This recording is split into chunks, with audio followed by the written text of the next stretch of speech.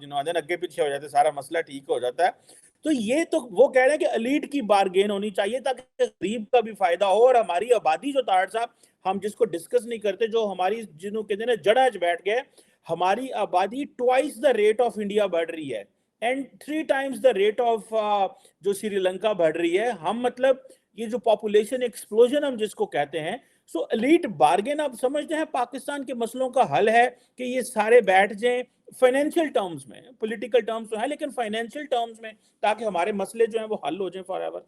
चीमा साहब, मैं एग्री करूंगा उनकी बात से कि शायद ये इकोनॉमिक की डेफिनेशन के हिसाब से उन्होंने ये बिल्कुल सारे आंकड़े शाकड़े बिल्कुल ठीक लगाए हैं। मेरा दूसरी साइड पे मेरी जो ओपिनियन ये है, मेरे ख्याल में इस वक्त आपको सबसे ज्यादा जरूरत है अपने अखलाकियात को ठीक करने की। उसकी वजह ये है कि हमारी जब भी मिडिल क्लास से, अब देखें आपकी स्टैब्लिशमेंट आर्मी सारी मिडिल क्लास से आती है, सारे मिडिल क्लास से आते हैं, उनका क्राइटेरिया भर्ती करने का और है, लेकिन जब वो भर्ती हो गए यूनिफॉर्म पहन लेते हैं उनका बिहेवियर चेंज हो जाता है। आपके इस वक्त सीएसएस करने वाले सारे लड़के जो आते हैं मिडिल क्लास से आते हैं, लेकिन जब भी वो एएसपी बनते हैं, असिस्टेंट कमिश्नर बनते हैं, उनका बिहेवियर चेंज हो जाता है। आपके बच्चे ऑक्सफोर्ड में पढ़ रहे हैं या बच्चे हार्वर्ड में पढ़ रहे हैं, सीख के जाते हैं, जब भी एयरपोर्ट से उतरते हैं बिहेवियर चेंज हो जाता है। अखलाकियात, आपकी हर चीज के पीछे करप्शन एक उसका प्रोडक्ट का हिस्सा बन चुकी है। आप अपनी मॉरल नहीं, आप अपनी जरूरत और उसको जस्टिफाई करते हैं कि मैं जो कर रहा हूं ठीक कर रहा हूं, और यार सारे कर रहे हैं ना, मैं भी कर रहा हूं, की फर्क पड़ता है। उसकी वजह यह है कि हकीकत में हमने अखलाकियात को प्रमोट करना छोड़ दिया। हमने सोचा है हमारी तरक्की का सीक्रेट V8 गाड़ी चलाने से, हम कामयाब सोसाइटी में नजर आएंगे जब V8 गाड़ी से उतरेंगे, क्योंकि आपने शराफत प्रमोट करनी छोड़ दी। शरीफ लोगों को नफरत की नजर से देखा जाता है। शरीफ लोगों के बारे में मैंने आपको कई दफा कहा, अलकाबात है कि ये बुज़दिल, ये डरपोक है, ये बेवकूफ है, और छो यार ये चुरुडू है यार, उन्होंने ये कह देते। तो जब दर हकीकत वो बिल्कुल मिफ्ता इस्माइल साहब ने बिल्कुल सही ठीक कहा है कि वो तो लोट लोट राज गए ना, वो तो लोट लोट राज गए। उन्होंने आइडिया बिल्कुल ठीक है कि नवी ब्रीड आवे तो नवे सिरों लुटण हो, फिर वो ठीक है गल उन्होंने। लेकिन मसला इसमें यह है कि अखलाकियात अगर ठीक करेंगे तो आपका हर चीज ठीक होगी। मैं खुद ये चाहता था, इस वक्त रिसेंट नुकसान सबसे ज्यादा हमारी इस अखलाकियात के सफर को नुकसान पहुंचाया है खान साहब ने पहुंचाया, क्योंकि इन्होंने अखलाकियात पे लोगों का एतबार ही खत्म कर दिया। इन्होंने इस्लाम से भी लोगों को मुतनफर कर देना है। उसकी वजह यह है क्योंकि ये अखलाकियात का नारा लगा कर आए थे। ये नारा लगा कर आए थे कि मैं एनआरओ नहीं दूंगा। ये जब लोग को पकड़े जाते इनकी तकरीरों में होता था रसीदें दिखाओ, अब अपनी रसीदें दिखाती नहीं। वो शफीक आ गया कहना घड़ी में तो ली, अपने लिए स्टैंडर्ड कुछ और है। और इसीलिए अभी वो जो सफर था सबसे ज्यादा डैमेज इन्होंने किया, उसका सबसे ज्यादा डैमेज खान साहब ने किया है। वो लोग चाहते थे शराफत प्रमोट हो, लोग चाहते थे हमारी सोसाइटी में तब्दीली आए। इनका पहला नारा तब्दीली था, नया पाकिस्तान था। लोग चाहते थे, एपेटाइट थी इसमें कौम का क्या कसूर है जब आगे लीडर ही ऐसा हो, वो शीशे की तरह शफाफियत ही ना दे सकता हो। और दूसरा, इस वक्त मैं अभी तक इस पर रिसर्च कर रहा हूं कि ये जानबूझकर वीडियो क्यों लीक की जाती है। जोकर तो मौके गया सी भाईया, जोकर 78,000 उन्होंने रजिस्टर करा ले ना ट्विटर ते नवे जोकर 1005, जोकर 10,018, वो तो अब स्टोरी खत्म होगी। मेरे ख्याल में ये जानबूझ के इंटेंशनल लीक की जाती है कि किसी और की कुर्बानी दी जाए, खान साहब की पर्सनैलिटी को क्लियर किया जाए कि नहीं जी देखो मुर्शद को तो पता ही नहीं था ना जी, उनसे उनके कड़ी तो ना तो दसे बगैर ही देती किसी ने। मुर्शद का करैक्टर ठीक सी बिल्कुल, उन्होंने तो पता ही नहीं सी ना। ਉਹਦੇ इबादत कर रहे सन मुसल्ले ते राती तहज्जुद पढ़ रहे सन, बंदियां ने घड़ी देती जाके पता ही नहीं लगा। देखो ना साडा ते फिर जुल्फी बुखारी तो कहता मुर्शद ये है मेरे, वो मुर्शद ते चिश्ती साहब भी सन किसी दा फैज चिश्ती ने ज़ियाउल हक ने मेरे आज जिस टाइम आज मुर्शद का लफ्ज मैंने सुना मेरे कन्ना च रौला पिया। मैं कहा मुर्शद वो फैज अली चिश्ती ने ज़ियाउल हक साहब ने कहा मुर्शद मरवा ना देने, और मैं याद कराना सी, बल्कि उन्होंने 5 मई 1977 को ये लफ्ज फेयर प्ले ऑपरेशन में उन्होंने कहा था मुर्शद मरवा ना देंगे। आज दूसरी दफा मुर्शद सुनने को मिला। ये मुर्शद को लफ्ज पाकिस्तान की किस्मत के लिए मेरे ख्याल अच्छा नहीं, लेकिन आज भी उन्होंने कहा मुर्शद। देखें फिर अब पाकिस्तान के जो है जायचे मुर्शिदों ने निकालने हैं, पता नहीं अब क्या कहते हैं, मुर्गियां जला रहे हैं कि मुर्गे जला रहे हैं, इस वक्त क्या हो रहा है पाकिस्तान के अंदर। लेकिन ये कि खबरें अच्छी नहीं है, एलसीज नहीं खुल रही हैं, और पॉलिसी खासकर जो हमारे शाह साहब सैयद साहब आए हैं, कई शवाहिद ये भी आ रहे हैं कि उनकी पॉलिसी वो बाजवा साहब वाली है तकरीबन, कि उतो न्यूट्रल करी जाओ तो विचो मेरा मत रखो कम। उसको दर हकीकत मैं कहता हूं कि फौज का ताल्लुक आपकी सियासत के साथ इसी तरह हो चुका है जिस तरह मछली का ताल्लुक पानी के साथ होता है। मछली पानी के बगैर नहीं रह सकती, इसी तरह आपकी सियासत, आपकी फौज सियासत के बगैर नहीं रह सकती। हाँ, ये कह सकते हैं कि कुछ बाजवा साहब तो मेरा ख्याल है फौज को छोड़ के पिछले 6 साल सिर्फ सियासत ही करते रहे। कुछ हो सकता है कि कुछ ना साथ पार्ट टाइम फौज का काम भी करते रहे लोग, उनको क्या कहा जा सकता, फ्यूचर में कहा जाएगा कि गैर सियासी तार साहब एक और बड़ी अहम डेवलपमेंट हुई है, और वो ये है कि national counter terrorism authority NACTA ने जो सेनेट की स्टैंडिंग कमेटी इंटीरियर की है, वहाँ पे ये कहा है कि जो टीटीपी है उसने बड़ी एक कॉन्सिडरेबल ग्राउंड जो है वो हासिल कर ली है, और अब वो उनके फुटप्रिंट्स जो हैं वो स्टैब्लिश हो चुके हैं।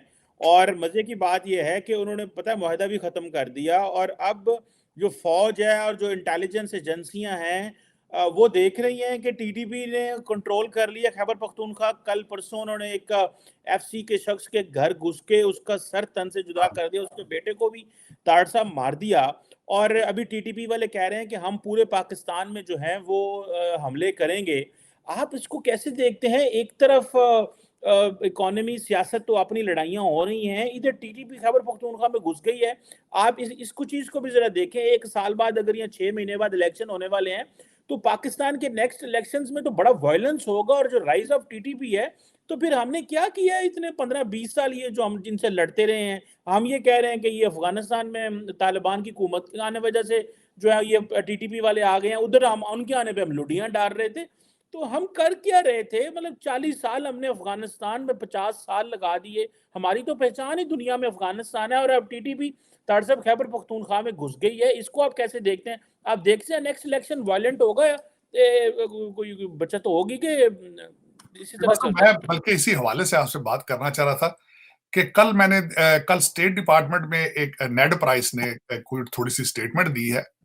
उसको हमारे ARY के जो नुमाइंदे हैं जहाजेब, उन्होंने क्वेश्चन पूछा, और उसके बाद मुझे साथ ही लंदन और टोरंटो से फोन आया कि प्रॉपर्टियों के रेट जो है वो ऊपर जाना शुरू हो गए। क्योंकि उसकी वजह ये है कि उन्होंने कहा है कि हम अफगानिस्तान में ये दोहा एग्रीमेंट में, उनका इशारा यही था, दोहा एग्रीमेंट के बारे में भी वो वायलेशंस कर रहे हैं, और हम पाकिस्तान को इस तरह नहीं करने देंगे, उन्हें नहीं करने देंगे पाकिस्तान के ऊपर। तो उसमें और मैं ये कह देता हूं कि किसी पाकिस्तान में चाहे वो अड्डे लें, यहाँ से जहाज उड़ाएं, ड्रोन उड़ाएं, जो कुछ भी है, मुझे कुछ थोड़ा सा लगा है कि आपकी बातों से भी लग रहा है कि जो अगर टीटीपी जितनी तेज होगी उतनी तेज ही लंदन और टोरंटो की प्रॉपर्टी भी तेज होगी। उसकी वजह ये है कि जब ये चीजें शुरू होती हैं तो वेस्ट वाले थोड़े डरते हैं, और फिर पैसे डॉलर जो आना शुरू हो जाते हैं। तो उसमें ये मुझे सारा फ्यूचर वही नजर आ रहा है, हिस्ट्री रिपीट कर रही है। इस दफा ये होगा कि ऑन ग्राउंड वो नहीं उतारे जाएंगे, सोल्जर नहीं उतारे जाएंगे, आसपास से ड्रोन उड़ेंगे। तो जाहिर है उन ड्रोनों को आपने फ्री तो नहीं उड़ने देना ना, आपने पैसे पूसे लेकर उड़ाएंगे आप उनको। तो इसमें मुझे नजर आ रहा है डॉलर, जो ग्रीन डॉलर की स्मेल आनी शुरू हो चुकी है। नेड प्राइस ने भी कल कह दिया कि अफगानिस्तान के अंदर वायलेशंस हो रही हैं। उन्होंने एक बंदे को सरेआम गोलियां मार के सजाए मौत भी दी है। वो बंदा मोटरसाइकिल चोरी में और कत्ल में था, और कल उन्होंने वहां पे उस बंदे को खड़ा करके उस जो मकतूल था उसके बाप को कहा है, उसने आके 3 गोलियां उसको मारी हैं और सरेआम किया। इसको स्टेट डिपार्टमेंट ने बड़ा सीरियस लिया है। खवातीन को वहां स्कूलों में बंद कर दिया गया है, स्कूल नहीं जा सकती। तालिबान ने जजेस को ऑर्डर दे दिया है कि सजाओं की नौयतें सरेआम फांसी और सरेआम हाथ काटना, और ये सारा उन्होंने शुरू कर दिया, जिसका नोटिस स्टेट डिपार्टमेंट ने ये लिया है कि Taliban they are moving towards their past, और वो जाएंगे। और अगर पाकिस्तान, हम इनको इजाजत नहीं देंगे कि ये अपने पड़ोसी ममालिक के लिए खतरे का बायस बन सके। तो उसका मतलब डायरेक्ट ये था कि we are coming back, but they will not be going in, but they will be keeping the eye. और इसमें आसपास के ममालिक जो होंगे उनकी निकलेंगी लॉटरियां, प्रॉपर्टियां ली जाएंगी लंदन और टोरंटो में। इसका यही होना और इसका क्या होना। डॉक्टर साहब, इसका मतलब तो ये है कि अमेरिका अगर अफगानिस्तान में ड्रोन हमले करता है तो पाकिस्तान सारी टाइम जो है वो जस्टिफिकेशन देता रहेगा तालिबान को, नहीं, और हमें पाकिस्तान के अंदर वो पहले इन्होंने एक अटैक किया था, पता नहीं वो, ये भी नहीं अभी कंफर्म के वो उड़ के कहां से आया था। तालिबान को एतराज था इस पे कि आपकी एयर स्पेस यूज हुई थी, उसके बेस के ऊपर ही आप देख लें कि उसका रिटेलिएशन क्या है। उनको सिर्फ एक एतराज पे, और अगर मुसलसल ये उड़ेंगे तो आपके हर शहर के अंदर क्या हालात होंगे आपके, क्योंकि वो अफगान महाजरीन आपके हर शहर में मौजूद है, आपकी मर्जी हो रही या ना हो। और मजे की बात, असल में आपकी जो इशराफिया इस वक्त, उनको डॉलर इतना जरूरी चाहिए कि वो may be this is what they desire for, may be this is what they want, क्योंकि और उसमें बात तो फिर वही होगी, इंडिया के साथ भी टॉकिंग टर्म्स में नहीं है, ईरान के साथ भी टॉकिंग टर्म्स में नहीं है, तालिबान के साथ 50 साल लगा के जाया कर दी और अब वो हमें मारने को तैयार हैं, और हमारे जो जो कातिल हैं टीटीपी उनको वो पनाह दे के बैठे हुए हैं। तो हमें, और तार साहब दुख की बात यह है कि वो असेंबली में आके, पार्लियामेंट में आके, मैं ये भी नहीं बताता हो क्या रहा है। हमें एटलीस्ट बता ही दो यार, साढ़े ना चीमा होड़ की साहब, आप असेंबली वालों का तो खैर कारोबार ही नहीं ना ये। जिन लोगों ने कस्में खाई हैं, जिन लोगों की ड्यूटी है आपको इन्फॉर्म करना, वो तलकाते आमा वाले वो गाने बनाते फिरते सारे, बजट तो सारे गाने ला छड़ दे। उनका काम है बताएं कि हमारे एफसी का बंदे का गला उतार के ले गए गर्दन साथ, वो ये उनका काम था। प्रेस कॉन्फ्रेंस करते, लोगों को बताते, और फिर लोगों को बताएं कि हम उसके रिटेलिएशन में कर क्या रहे हैं, हमारी क्या पॉलिसी है इसको काउंटर करने के लिए, यही बता दें कम से कम। लेकिन ये मेरा ख्याल उनकी next press conference Imran Khan के इल्जाम पे शायद होगी। मेरी परवेज लाई से जान छूटे, वो चीफ मिनिस्टर के में बढ़ना है इन चीजों से, मुनस लाई से तो आगे हमारी स्टैब्लिशमेंट भी नहीं जा पा रही, क्या करें। मुनस लाई और परवेज लाई सारा दिन जिस तरह मुर्गों की लड़ाइयां कराते हैं, इस तरह मेरा ख्याल फौजी लग गए कुकड़ा दी लड़ाइयां थे सारी जड़ी सियासत, उथों चुक लो उथे तार दो, उथे काल कर दो, तो उथे पता नहीं बॉर्डर तो हमारा बॉर्डर तो आपका है ही नहीं। आपके तो लाइन तो वो तो जो तालिबान है वो तो डिनाई करते, वो कहते नहीं, वो तो कहते हैं अटक तक सारा कुछ हमारा है। उन्होंने काबुल में एक नया नक्शा लगाया, मैंने आपको भेजा था, उन्होंने आधा पाकिस्तानी भी चुका गए, कहते थे साडा है सारा। और ये वो मुल्क है कि जब तालिबान आए थे तो आपने खड़े होकर कहा था जंजीरें टूट गई हैं, चाय के कप पिए गए, झंडे आपने इस्लामाबाद के अंदर तालिबान के झंडे लगाए थे। ये आप वो लोग हैं। बिल्कुल सही कह रहे हैं तार साहब। ये मैं तो, मेरे जो दिल की आवाज़ है ना तार साहब, वो एक ही है कि काश हमारी इशराफिया हमें सच बताएं हो क्या रहा है, हमारी स्टेट ऑफ यूनियन जो है वो क्या है, और हमारे सूबे, हमारी अवाम, हमारी जो, हम ये कागज़ों में जो कहानियाँ सुनाते हैं, ज़रा हमें बाहर निकल के अवाम को बताएं हम कहाँ खड़े हैं। आज भी वक्त है, यहाँ से चल पड़ें, कोई एक मंजिल तय कर पड़ें, एक इमरानी मुआहदा को इस्टेब्लिश कर लें, कोई सारे लोग बैठ जाएं, सियासी जमातें, अदारे बैठ जाएं, कुछ, और जिन्होंने ने डुल्ले बेरा दा तार साहब कुछ नहीं बिगड़िया। द पॉइंट इज कि अगर ये बैठ जाएं, ये रास्ता मुतय्यन कर लें तो बड़ी बात है। लेकिन इस तरह अगर एनजी रहे, खेरू खेरू होकर मारते रहे और सच भी ना बोला, आवाम को बताया भी ना कि मुल्क की क्या कंडीशन है, और इसी तरह बंद कमरों में फैसले होते रहे, अदारों के दरमियान और अवाम के दरमियान फैसले बढ़ते रहे, तो ये फिर इसी तरह ही गंद मचना है। चीमा साहब, इस वक्त सबसे बड़ा आपका पाकिस्तान का इशू सबसे बड़ा क्या है इस वक्त, मैं बता देता हूँ। इस वक्त आपकी इशराफिया का जोर ये है कि अब परवेज लाई को प्लान नंबर 2 बताया जा रहा है कि आज वो पीडीएम के भी हमारे चीफ मिनिस्टर तुम्हें जरदारी साहब पहुंच गए ना अपने थैले लैके रुपया दे। एंड आपकी जब प्रायोरिटी ये होगी, किसी को दो लफ्जों का पता ही नहीं है कि नेशनल इंटरेस्ट क्या चीज है।